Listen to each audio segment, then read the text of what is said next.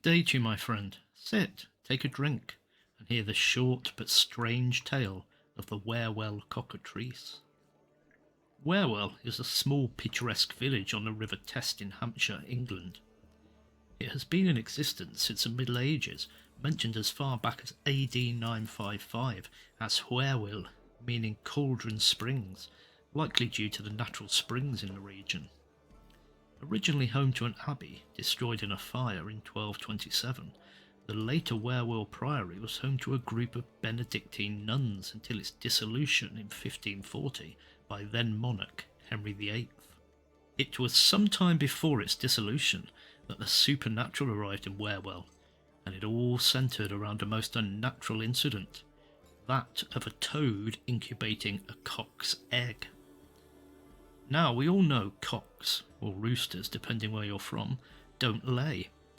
But it was an olden time superstition that if you found an abnormally small egg on your morning rounds, that this had in fact been laid by the cockerel, hence the name cock's egg. If you don't believe me, there was even a recorded case in 1474 that a cock was put on trial for laying an egg, found guilty, and burnt alive as a warning to other cocks not to repeat his folly. You must admire the unbounded imagination of our ancestors before TV and video games.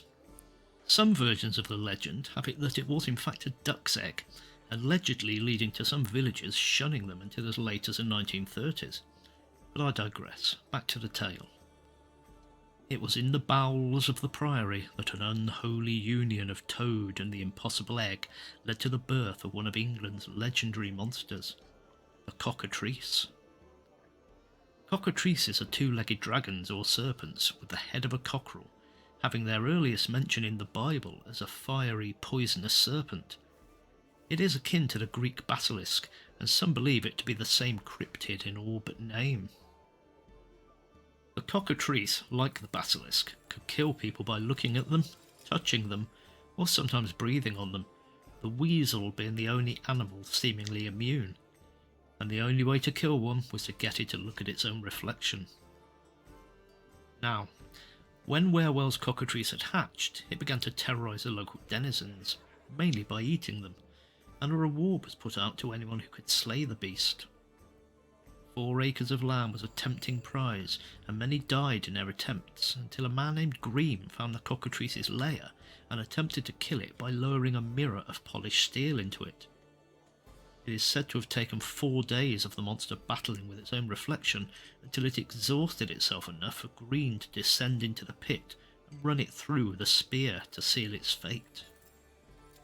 In Harewood Forest, just north of the village, there is rumoured to be an area called Green Acres, where no trees will grow, and this is said to be the land that was given to the man named Green as his reward, possibly even the land on which a cockatrice was killed. The tale has left a lasting mark on this sleepy hamlet. The local church has a mat at the lectern describing the legend.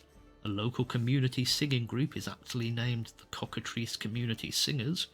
A mosaic in nearby Andover depicts the beast, and a new weather vane on the town hall replaces the old one that once sat upon the church, all inspired by this mythical creature.